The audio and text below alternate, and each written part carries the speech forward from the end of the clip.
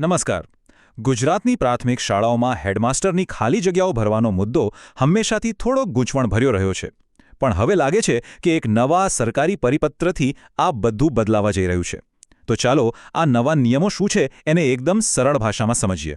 જરા વિચારો, કોઈ સ્કૂલમાં હેડમાસ્ટરની પોસ્ટ ખાલી પડે તો સૌથી મોટો સવાલ શું ઊભો થાય? બરાબર, કે હવે ચાર્જ કોણ લેશે? વર્ષોથી આ એક જ સવાલ ગૂંચવતો આવ્યો છે, પણ હવે લાગે છે કે એનો જવાબ મળી ગયો છે. તો ચાલો આખી વાતને સ્ટેપ બાય સ્ટેપ સમજીએ. સૌથી પહેલાં તો આ નવા નિયમોની જરૂરત શું કામ પડી? પછી પેલો જે બહુ ચર્ચામાં છે 10 કિલોમીટરનો નિયમ, એ શું છે એ જોઈશું. અને હા, જો આસપાસ કોઈ એચટીએટેડ ના હોય તો શું એ પણ જાણીશું. સાથે સાથે કેટલીક ખાસ સૂચનાઓ પર પણ નજર કરીશું. અને છેલ્લે આ બધાનો મતલબ શું નીકળે છે એની પણ વાત કરીશું. ચાલો તો શરૂ કરીએ એકદમ મૂળભૂત સવાલથી કે ભાઈ આ બધું બદલવાની જરૂરત શું કામ પડી? જૂની સિસ્ટમમાં એવું તે શું ખોટું હતું કે સરકારને આખો નવો નિયમ લાવવો પડ્યો? સાચું કહું તો આ ગૂંચવણમાંથી સ્પષ્ટતા તરફની એક આખી સફર છે. જૂની સિસ્ટમમાં આમ જુઓ તો 3 મોટા પ્રોબ્લેમ હતા. પહેલું, અસંગતતા, એટલે કે દરેક જિલ્લો પોતાના હિસાબે નિયમોનું અર્થઘટન કરતો. એના લીધે શું થાય? કન્ફ્યુઝન, બહુ બધું કન્ફ્યુઝન. અને જ્યારે નિયમો જ ક્લિયર ના હોય ત્યારે ત્રીજી વસ્તુ તો થવાની જ, કોર્ટ કેસ. અને આ કોઈ નાની સૂની વાત નહોતી.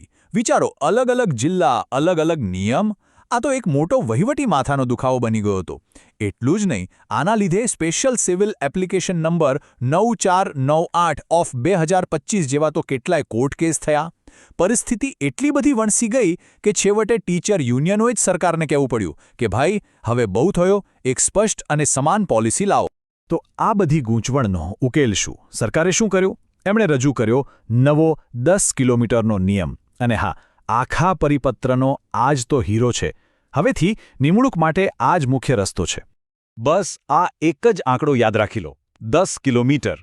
આ આખી નવી પોલિસીનો આધાર જ આ છે. આ ખાલી એક ડિસ્ટન્સ નથી, પણ હવેથી આ જ એ માપદંડ છે જે નક્કી કરશે કે ચાર્જ કોને મળશે. બધી ગૂંચવણોનો ઉકેલ આ એક જ આંકડામાં છે.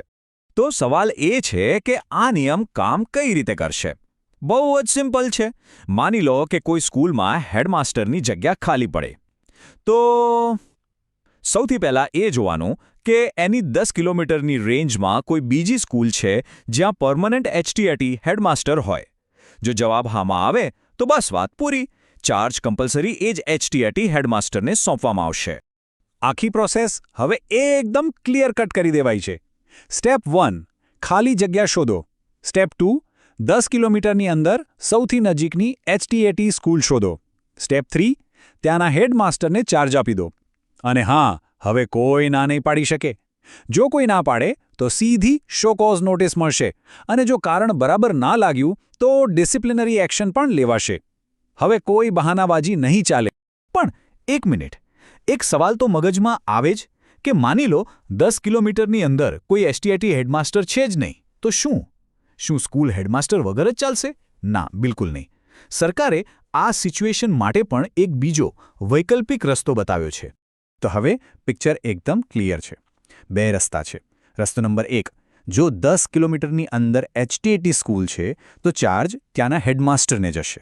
પણ જો નજીકમાં એવી કોઈ સ્કૂલ જ નથી તો પછી આવશે રસ્તો નંબર 2.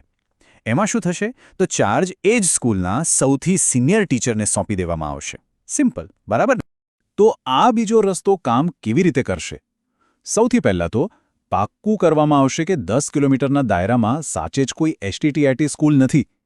એકવાર એ કન્ફર્મ થઈ જાય પછી એ જ સ્કૂલમાં જોબ જોઈનિંગ ડેટના આધારે સૌથી સિનિયર ટીચર કોણ છે એ નક્કી થશે અને ચાર્જ સીધો એમને જ આપી દેવાનો.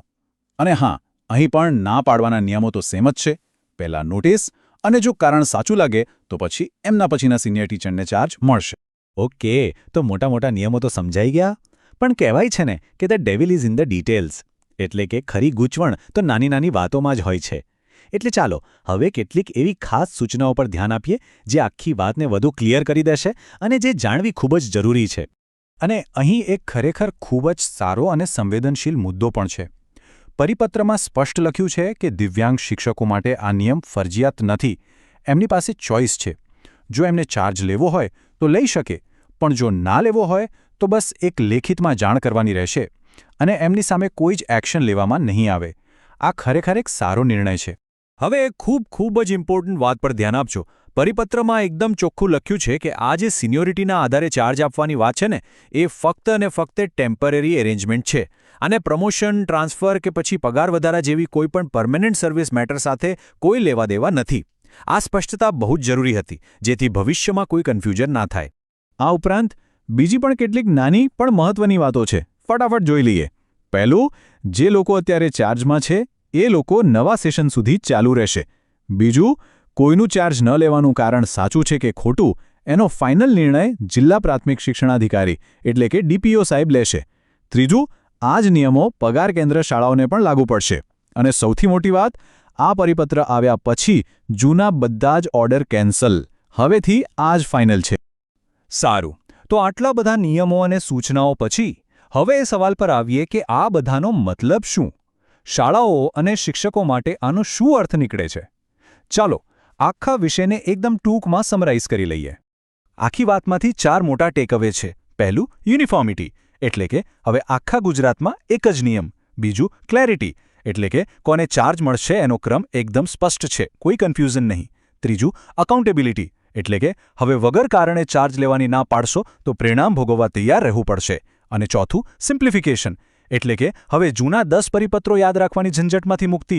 બસ આ એક જ નિયમ બધું નક્કી કરશે. તો અંતમાં એક વિચાર સાથે આ ચર્ચા પૂરી કરીએ. એક રાજ્ય, એક નીતિ. ઉદ્દેશ્ય હતો ગૂંચવણ દૂર કરી સ્પષ્ટતા લાવવાનો.